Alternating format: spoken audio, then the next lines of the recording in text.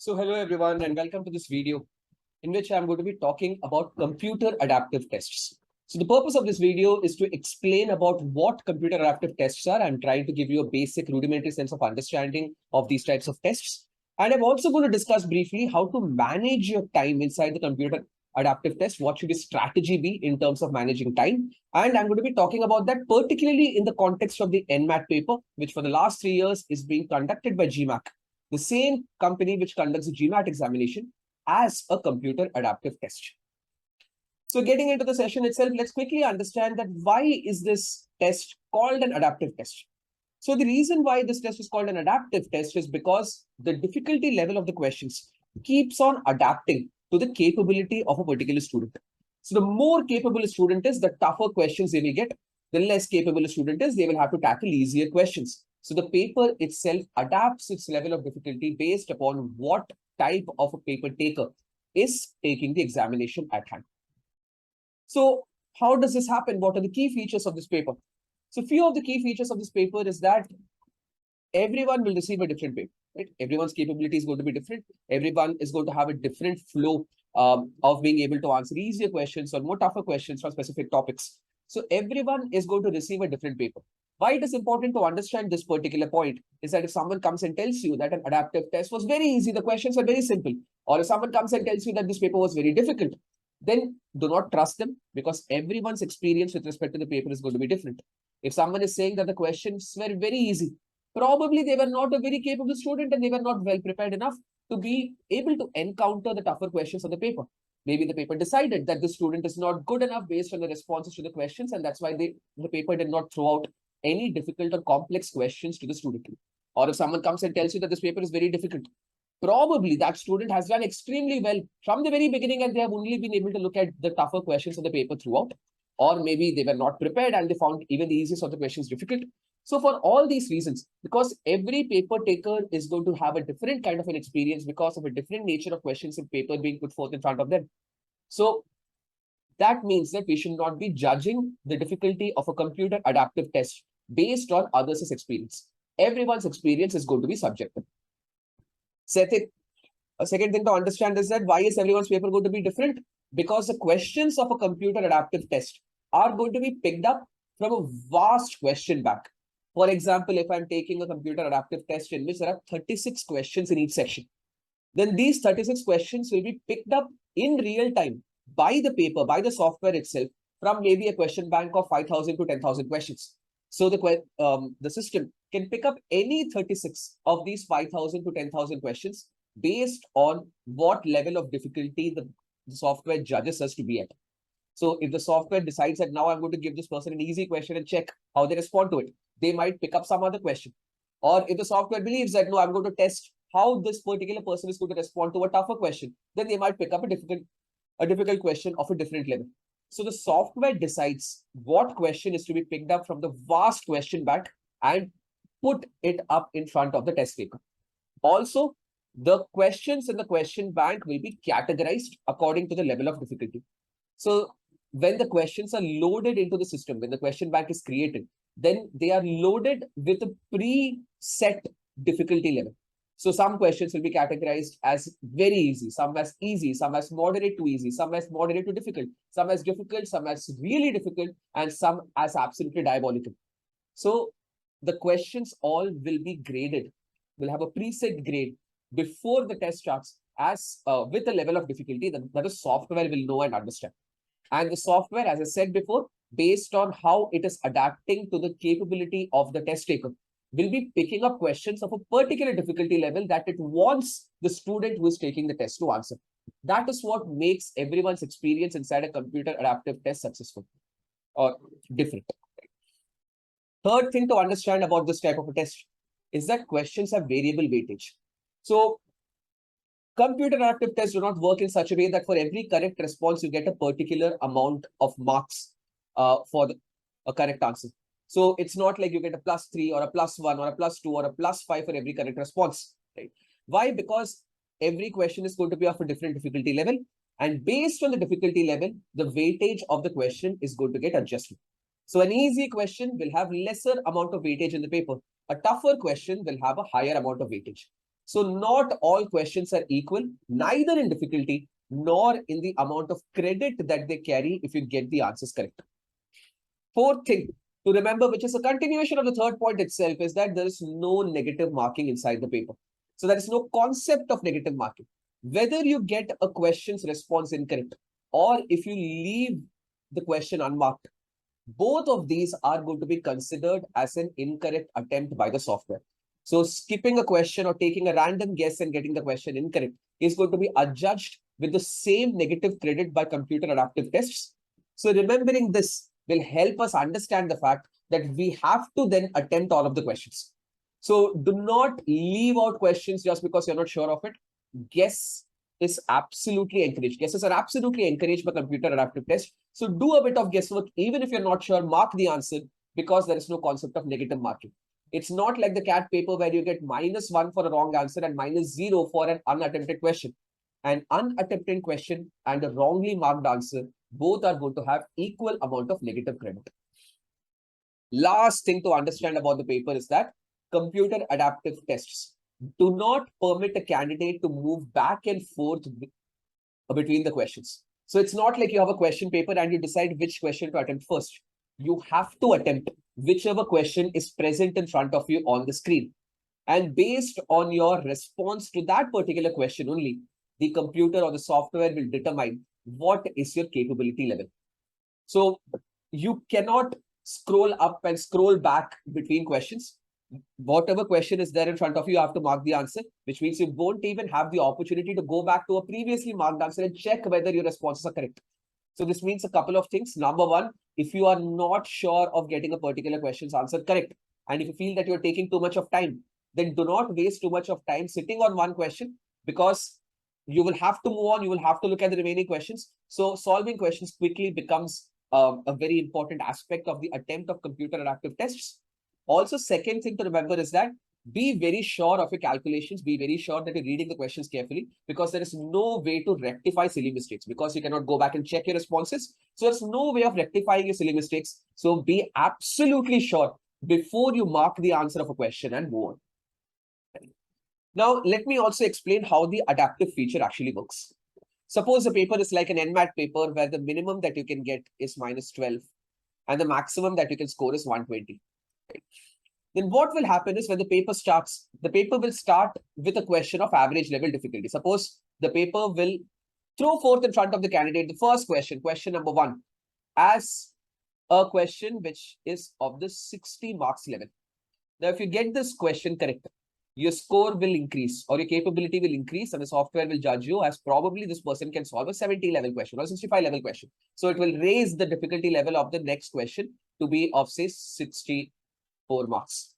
If you get this question correct as well, further, the next question's level of difficulty is going to increase. So as and how you're getting questions correct, every correct response is going to increase the difficulty level of the questions. Suppose you reach a question of 80 level difficulty. Right? This question also you're getting right. So the next question you're reaching at 84 level difficulty. And here this 84 level question, you're getting it incorrect. Then the next question that the paper will put forth in front of you will be of a lower level. Again, it will test you on an 80 level question. Sometimes if you get a question right, even after that, the question or the software will say that maybe this might be because of luck. So let me again test the student with another 80 level question. And if you get that right again, then it will again increase your level. The level of difficulty of the question that you are going to attempt next completely depends upon your response to the previous question. So if you get a question correct, the next question's level of difficulty is going to increase. After that, again, you get that question correct, it's going to further increase. But if you get a question's response incorrect or you leave a question unattempted, then the difficulty level of the question is going to go further down. Right? So like this, as you attempt all of the questions, your scale of your level of difficulty or your capability is going to move up and down. And finally, it is going to settle at a particular difficulty level at the end of the paper. So the last question in the paper that you are attempting, you are getting that as say 104 level question and you get that correct. Then a final score in that section of the paper is going to be 104. This is how the marking of computer adaptive tests happen. And what level of question you are getting, you have got no control over it. That the software is going to decide. and the level of the question will not be made known to you. You will not know whether you're attempting an 80 level question or an 84 level question or a 90 level question or a 64 level question. You will not be told that by the paper at all. So all you have to do is that you have to bulldoze through the paper, make sure you're answering all of the questions correctly and reaching till the end of the paper. Make sure that you're attempting all of the questions. Why? Because if you only attempt, say, till the 25th question, last 11 questions, suppose it's a 36 question paper, last 11 questions, if you get them all or if you leave them all completely, then all their responses will be judged as an incorrect response and then your score will drop till the 36th level. The computer will say that all of the last 11 questions this person has gotten incorrect. And even though you have the capability of solving a 100 level question, but because last 11 questions you got incorrect, so your score will end up being a score of 60. So this is why it is important that we manage our time very well inside computer adaptive tests. We give ourselves sufficient amount of time to attempt each and every question and take guesses as and when possible and as and when needed. And we do not waste any time lingering on a particular question for too long. During the paper, do not sit and try to judge the level of difficulty of a particular question. Don't panic if you feel that you're getting only easy question after easy question, or don't feel very confident if you feel that all of the questions are difficult. Don't feel very confident that, yes, my question levels are very high, because your judgment of the level of difficulty of the questions and the software's judgment might be absolutely different. So during the paper, the worst thing that we can do for ourselves is sit and evaluate what level difficulty questions I'm getting. All we have to do is concentrate on the question which is appearing in front of me and try to get that question correct. If I'm not sure of the question, then do not waste any time. Don't linger on the question for too long. Just mark an answer, take a guess and move on. And make sure that you're attempting all of the questions, getting as many correct as possible. This is how the scoring of a computer adaptive test works.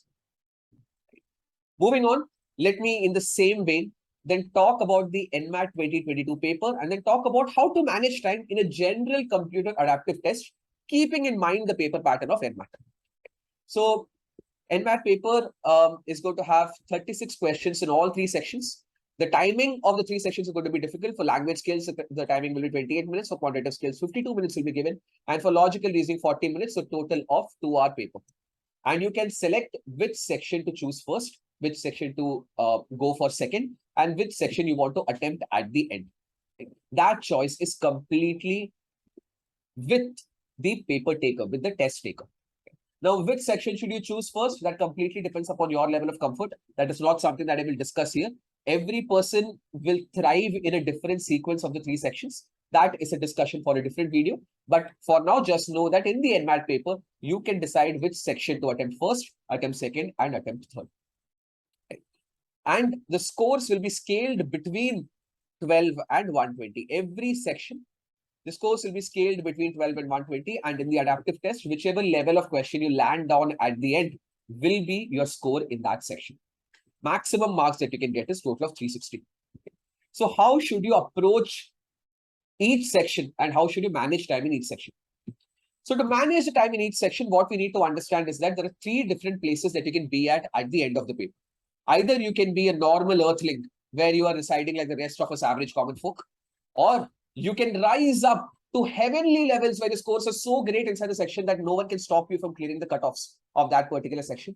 Or you can drop down to the depths of hell where you're suffering in purgatory for the rest of your life. So which level do you want to end up on? For that, you have to decide whether you're climbing up the ladder or whether you're climbing down the ladder. So climbing up the ladder is getting the questions correct. And as you get questions incorrect, you will start climbing down the ladder. Right? So at the middle, if you want to remain at the level of Earth, then the score is 60. At the top, you have got 120 where you're at heavenly levels of scores. And at the bottom, you have got a score of 12, which is the lowest where you will be in the depths of hell with no chance whatsoever of securing any interview calls from NMIMS. So whether you want to be indifferent, you want to be the king of the world, or you want to be absolutely dead as far as the paper is concerned, that will completely depend upon whether you're climbing up or climbing down throughout the length of the paper. And this also depends upon how well you're going to be managing time. So the management of time in the paper can be divided into three different parts. The paper's strategy as far as time management is concerned, we can actually categorize into three different sections. So first part of every section, you're going to play it like the power play, like Virendra Sehwag opening the batting, blasting every delivery to a boundary. Second phase, you will consolidate your score like Virat Kohli used to do at least 2 years back till 2019. He was an exceptional batsman. He still is. I hope he comes back to form very quickly. But like Virat Kohli consolidates the middle of his innings, like that in the middle of the paper, you have to consolidate your innings. And at the end, you're supposed to defend your score like Rahul Dravid does, so that he doesn't lose his wicket ever till the end of the innings. So this is how you play the paper in terms of managing the time. So first part of the paper, which is power play, will be somewhere from question number 1 to question number 12. So between question numbers 1 to 12 is your power play. So why is this a power play? Because at this point of time, your paper will start and the questions that you will get will be of average level difficulty, right? Will be of 60-65 marks weightage. And we have to ensure that this is the lowest level of difficulty questions that we are attempting inside the paper. We have to ensure that we never fall lower than this. And if you're prepared well enough, then the average level difficulty questions are very, very basic questions and you should be able to solve them. And from here, if you get the questions right, slowly you will get the next question with 61 level, 63 level, 65 level, and slowly you will start moving up the ladder. Right? And what we have to ensure is that in the initial part of the paper, I am never falling down. I'm never falling below 60 because anyway, average level difficulty questions should be easily solved by you. So in the first 12 questions, you're only climbing up, because if you don't climb up in this part of the paper and you fall down from here to say level of 12, then the rest of the paper will not be sufficient enough for you to ensure that you climb from 12 to 120. Right? 36 questions are there in the paper. If at the end of the 12th question, you are at level 12, score of 12, then even if you get the remaining 24 questions correct, probably you can climb up only till a score of 60. And then getting to a score of 90 and 100 is going to become impossible in that section. So this part of the paper, we will have to absolutely get all the questions right. And we have to remember that this part of the paper is where we are going to be tackling the questions of easiest level of difficulty, which means not only do I have to get all the questions right, I will have to ensure that I am getting these questions right in very quick time, because these are the easiest questions that I'm going to be solving in the paper. So easy questions, get them right quickly. Do not waste too much of time. Do not write down every step of the answers. You will know how to solve these questions if you're prepared well enough. So quickly have a sense of urgency. Quickly solve the questions. Don't make silly mistakes. Mark the answers, get them correct, and climb up. The first 12 questions, you're trying to climb as high as possible. Right. Suppose at the end of the 12th question, you are at, say, a level of 78. Excellent. That is where we are trying to get to as far as the first 12 questions of the paper is concerned. And that is why we have to play like Virendra Sehwag. Right? We have to quickly solve the questions. The first 12 questions, I should not be taking more than 1/5 of the total time for that particular section. Next comes the consolidation phase, which in the NMAT paper is going to be between question number 13 to question number 30 or 31. The next 17 to 18 to 19 questions, what we have to make sure is that I have reached a level of 78 at the end of power play, which means in the consolidation section, I am trying to add runs, but I am not trying to be very quick, because I have reached a difficulty level of 78 to 80, which means the questions that is going to be appearing in front of me are not all going to be very easy. Maybe some questions from some topics which I'm absolutely comfortable with, those questions I will find them easy. So then those questions, I will have to get them correct. But I know that those are also slightly difficult questions, maybe a bit more calculation intensive. Maybe they require a bit more thought. So you can take a bit of time, get the questions that you're absolutely confident of correct, and move up. But anytime you come across a question which you feel discomfort with, you feel that this topic I've not prepared well enough and this question looks like a long question, or it's not something that I'm absolutely sure of, then it is okay to count your losses, take a random guess and move on. Getting a few questions incorrect in the consolidate section is absolutely fine, because what we are trying to do in the next 17 to 18 question is get about 65% accuracy.